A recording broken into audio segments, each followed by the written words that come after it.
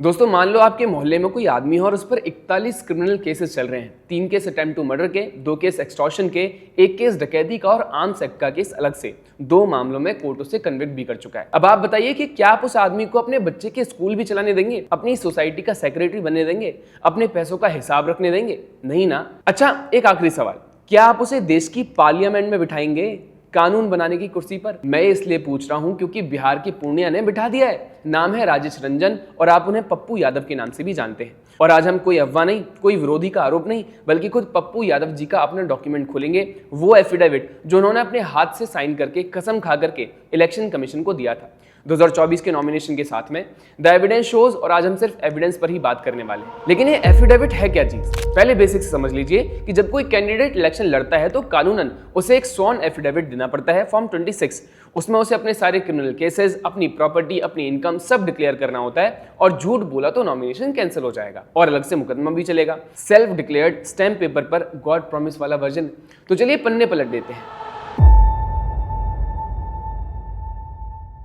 लोकसभा 2024 का एफिडेविट है ये। Purnia constituency column criminal cases, total declared cases हैं 41, 39 पेंडिंग, 2 कन्विक्शंस। अब आप 41 सुनकर के बोलोगे कि अरे नेताओं पर तो केस होते ही रहते हैं, प्रोटेस्ट वगैरह के केस होंगे। Fair point. तो चलिए ठंडे दिमाग से सेक्शंस पढ़ते हैं। सेक्शन 307 अटेम्प्ट टू मर्डर, हत्या की कोशिश। कितने चार्जेस? एक नहीं, 3। Section 386 extortion by putting a person in fear of death, मतलब जान से मारने की धमकी देकर के वसूली, 2 चार्जेस। सेक्शन 395 डकैती, जी हां डकैती, 1988 का केस है और आज भी एफटीसी पूर्णिया में पेंडिंग है। Section 365 kidnapping with intent to wrongfully confine, 2 charges. Section 452 house trespass after preparation for hurt, घर में घुस करके मारपीट की तैयारी, 3 चार्जेस। आर्म्स एक्ट सेक्शन 27 हथियार, सेक्शन 420 चीटिंग, सेक्शन 414 चोरी का माल छुपाने में मदद, और हाँ प्रोटेस्ट वाले केस भी हैं। 18 चार्जेस राइटिंग के, 16 चार्जेस सरकारी आदेश तोड़ने के, 12 चार्जेस सरकारी कर्मचारियों पर हमले के।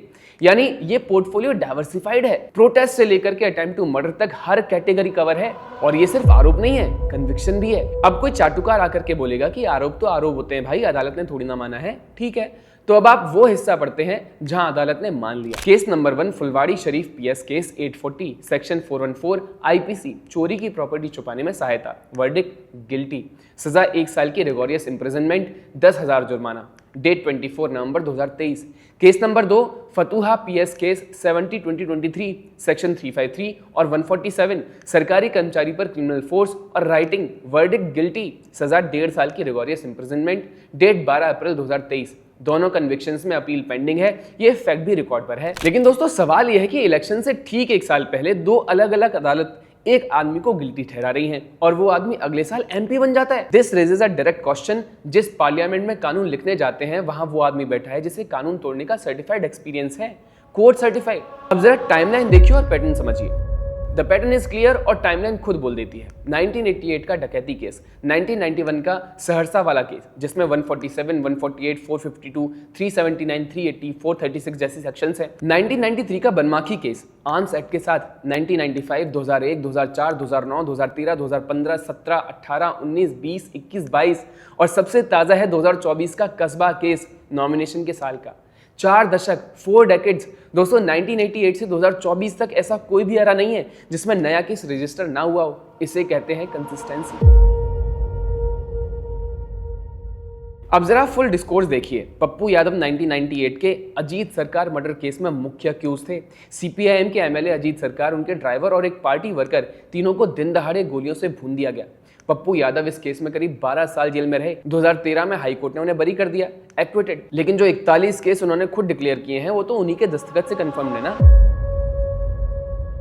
लेकिन अब आते हैं उस सवाल पर जिसके लिए ये वीडियो बनी है। Representation of the people act कहता है कि डिस्क्वालिफिकेशन तब होती है जब सजा 2 साल या उससे ज्यादा की हो। पप्पू यादव की कन्विक्शंस उससे नीचे की हैं, अपील्स पेंडिंग है, इसलिए टेक्निकली तो लीगली तो वो एलिजिबल है, कोई शक नहीं है। लेकिन ये सवाल टेक्निकल नहीं है, सवाल मोरल है, सवाल स्टैंडर्ड का है। एक चपरासी की सरकारी नौकरी के लिए पुलिस वेरिफिकेशन होता है। एक केस निकल जाए तो फाइल रुक जाती है। बैंक का क्लर्क बनना हो तो कैरेक्टर सर्टिफिकेट चाहिए। आर्मी में भर्ती होना हो तो क्रिमिनल रिकॉर्ड 0 होना चाहिए। लेकिन देश का कानून बनाने वाला बनना हो, 41 केस चलेंगे, 3 अटेम्प्ट टू मर्डर लगेंगे, 2 कन्विक्शन चलेंगी। मतलब कानून लागू करने वाले के लिए स्टैंडर्ड ऊंचा है और कानून बनाने वाले के लिए स्टैंडर्ड है ही नहीं। सवाल नंबर 2, जो सांसद खुद 39 मुकदमों में तारीखों पर घूम रहा हो वो पार्लियामेंट में पुलिस रिफॉर्म पर वोट करेगा तो किसके हित में करेगा? क्रिमिनल जस्टिस रिफॉर्म पर बोलेगा तो किस तजुर्बे से बोलेगा? कॉन्फ्लिक्ट ऑफ इंटरेस्ट इससे बड़ा और क्या होगा दोस्तों? सवाल नंबर 3, और ये सवाल नेता से नहीं हमसे है, वोटर्स से। पूर्णिया की जनता ने एफिडेविट पढ़ करके भी वोट दिया था या फिर बिना पढ़े? और अगर पढ़कर दिया था तो हमने मसल पार को पनिश करना कब बंद कर दिया? तो आखिर में वही सवाल जहां से हमने शुरू किया, जिस आदमी को आप अपनी सोसाइटी का सेक्रेटरी तक नहीं बनाएंगे उसे देश की सबसे बड़ी पंचायत में क्यों बिठा रखा है? जवाब एफिडेविट में नहीं मिलेगा, जवाब अगले इलेक्शंस में ईवीएम का बटन दबाने से पहले खुद से पूछना पड़ेगा। डॉक्यूमेंट पढ़िए, एफिडेविट पब्लिक है, ईसीआई की वेबसाइट पर है, माई नेता पर 2 क्लिक में खुल जाएगा। पढ़िए और फिर डिसाइड कीजिए कि आपका स्टैंड क्या है। दोस्तों इस पर आपके क्या विचार हैं हमें कमेंट्स में जरूर बताइएगा। वीडियो पसंद आए तो लाइक शेयर और सब्सक्राइब करिएगा। नमस्कार।